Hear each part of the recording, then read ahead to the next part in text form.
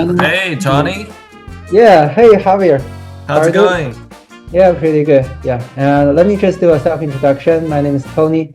Yeah, Tony? and Mm-hmm. I went to Wuhan University with Harvey like 10 years ago, and now we are both in North America. And now I'm working as a software engineer in the Silicon Valley in the San Francisco Bay Area. What about you? Oh, hi guys. So we went to college together, and then I started my master in Illinois, in Central West of America.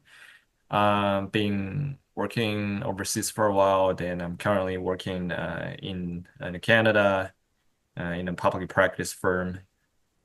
And right now, like mostly focusing on the U.S. accounting and taxation.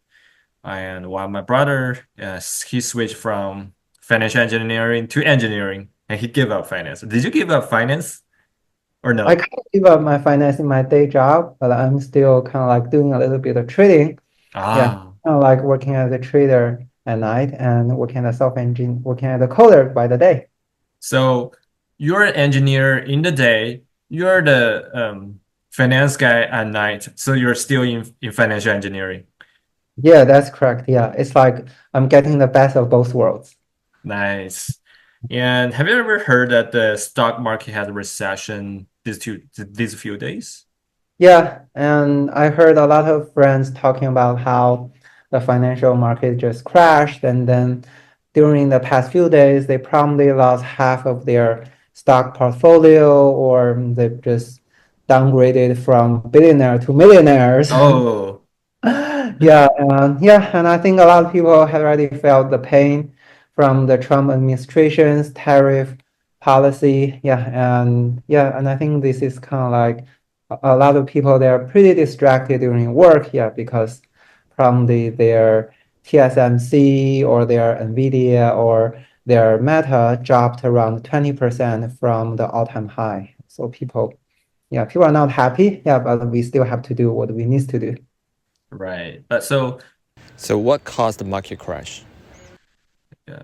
Yeah, and I think in my opinion, it's more about people's basing their sentiments, the market sentiment.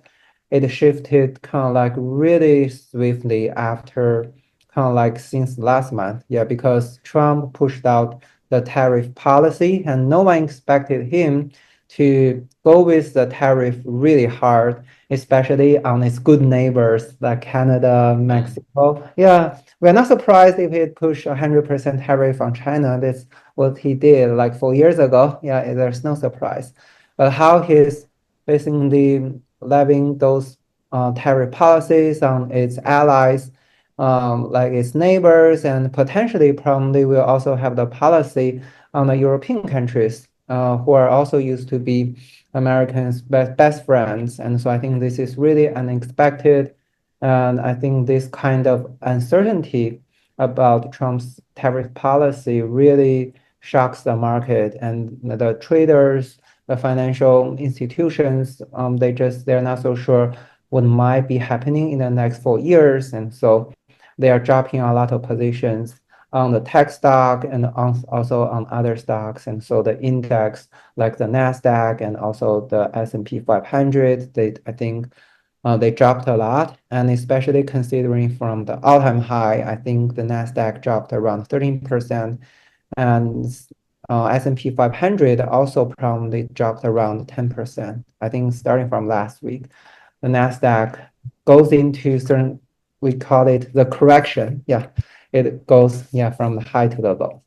Wow, some pain in the ass. But yeah, I do remember that he launched a few policies on putting tariff on the different countries.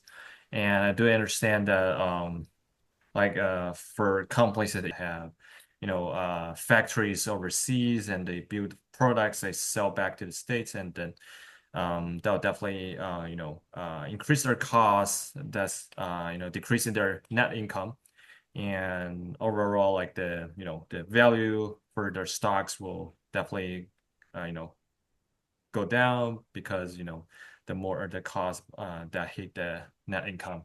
So do you know like why would the demonstration put the tariff on those countries, or like why they're doing that?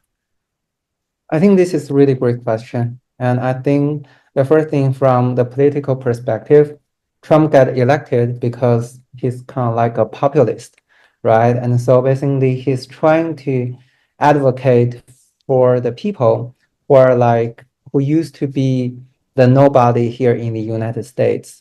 Those people, so let's say they are coming from Illinois, from Michigan, from the seat belt, they are basically they suffer a lot from those kind of like the cheap imported Chinese goods, the imported stuff from Asia. And so they feel like their jobs were stolen by those Asian countries or the foreign countries. And so they wanted to bring the jobs back. They wanted to bring the manufacturing back. And so that would push Donald Trump to be the president of the United States. And so after he got elected, he wanted to basically to pay back for those people who voted for him. Yeah, and so I think this is from the political view. Yeah, he needs to do something, yeah, to pay back the favors from the people over there. Yeah, and I think another thing that he wanted to make this tariff um, policy is also because he also wanted to basically to change basically the deficits that the United States has for around probably the past 10 years. And he also wanted to basically to earn money when he's doing the trades rather than lose the US dollar to other countries. And so I think, yeah, basically has different kind of motivations behind this policy from the political reason, from the economic reason, and also maybe from other reasons like he wanted to leverage the tariffs to achieve his diplomatic goals. So let's say he wanted to use this one to basically to get Mexico's um, to do well with those kind of like the drug cartels. He wanted to use the tariffs probably to achieve the political goals to for other kind of like Central American uh, countries to send back its immigrants, the illegal Ah, immigrants. Right. Yeah. And so I think everything is really connected with each other. Yeah. And he also probably maybe use the tariffs maybe on the European countries. Yeah. To also basically to achieve his other motivations. Yeah. Maybe he wanted to spend less on the defense for the European countries. And now he can use the tariff as a bargain. And so I think, yeah, it's basically it is a means to an end or the ends to the means. No one really knows. Yeah, but I think yeah, it's kind of like a mix of both. so he's a good card player, so he played tariff as a card, and Yeah, so it's like what he says he wants to be like a businessman, right? And so how can he do that, or how can he show to the constituents that he's a businessman on the political scene? He can just use a tariff, yeah, to achieve what he wanted for the United States. oh, so what about the stock market? Like, will the market be in a recession from a long term, or do you still be optimistic about the future in the stock market? My view is that this is probably a short-term pain. And I think, yeah, most of the fundamentals is pretty strong, like what John Paul mentioned last week. Yeah, the inflation, the PCI, it's kind of like it's going trending towards 2%, which is what we wanted to do in the long term. The GDP, the projection for that goes from 2% to 1% and a half. Yeah, which is not so shiny, but it's not bad. Yeah, it's not trending towards the negative numbers. And so I think overall, it's still in a good shape. Yeah, but people are pretty concerned about what the tariff policy will look like maybe in the next 2 or 3 years. And people are not so certain about Donald Trump, yeah, because he seems to be a president who's really hard to predict, yeah, how he would behave in the next few months or next few years. And so I Yeah. think in this case, the short-term pain, yeah, and also Trump mentioned about how he just couldn't rule out the recession possibility, and no presidents will mention about the recession. Yeah, but Donald Trump like to talk, and then sometimes when he says something that the market doesn't like, and the market will strike back with the stock market crash. And I think this is basically what happens. Yeah, and I remember watching an interview with the Treasury Secretary, the Bassett Scott, and he also mentioned about how he wanted to use the tariff probably to achieve the diplomatic goals, and also in the meantime, the United States has to detoxic for quite a while and have to go through a transition period. Yeah, maybe the transition just means a recession, but they would not say that. Yeah, but I think in the meantime, I think Donald Trump is prepared for using the tariff to achieve his goal, and he doesn't care so much about stock market. Maybe the next few weeks, next few months, the investors have to suffer. Yeah, but I think maybe in the end, everything will turn out better.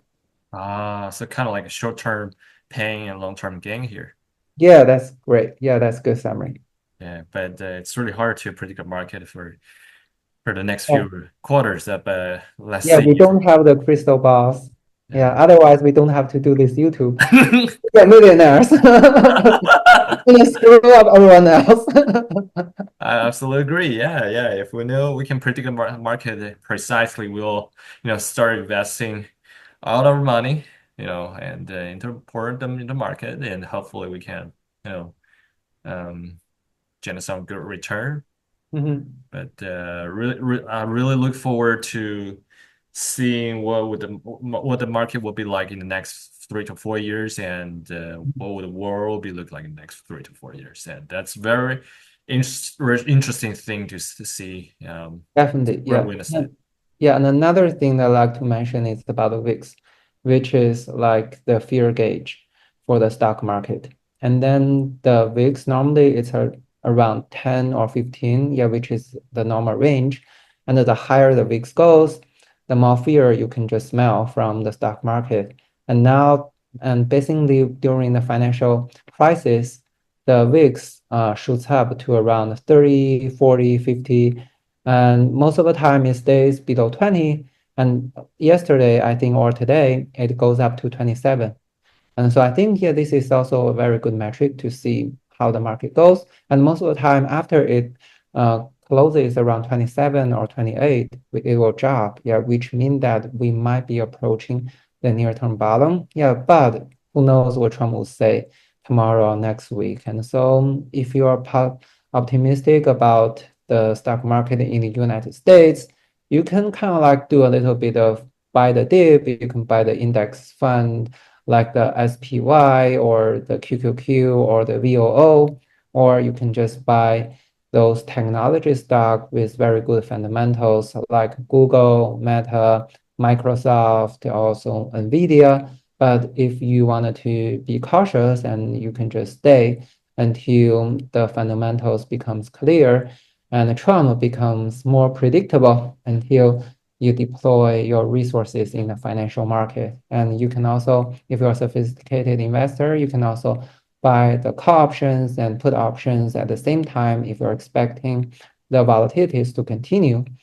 As in such case, so let's say tomorrow, if the market goes up, and then the loss on your put options will be well covered by the gains on the call options, and you can still earn a very good amount of money. And so it just depends on your perspective on the finance market, whether you're aggressive or you're conservative, and what's your goal with the money that you have. Yeah, it's just, yeah, but I think probably, yeah, don't be afraid. Yeah, we can definitely go through this pain, and tomorrow probably will be better. Yeah, hopefully we'll have a better market. But yeah, it really depends on your investment style, like whether you're a long-term investor that can Mm. focus on just SP 500 index or blue chips companies. And Yeah, yeah, we can just wrap up this one, and then fingers crossed. fingers crossed. Yeah, maybe tomorrow we can go to the stock market to buy some, stocks and options and the futures. Yeah, definitely. Or we can go to Whistler to enjoy the powder day. Yeah. Yeah, sure. Yeah. So where are you coming to Whistler? I'll be coming to Whistler 2 weeks later. Yeah, I'm basically checking the open snow to see, yeah, how much snow that it will have for the visitor the next 2 weeks. Yeah. Okay, awesome. Maybe we can do some more, videos together. Yeah, definitely looking forward to that. All right, all right. So see you next time. See you. See you. Bye for now. Bye.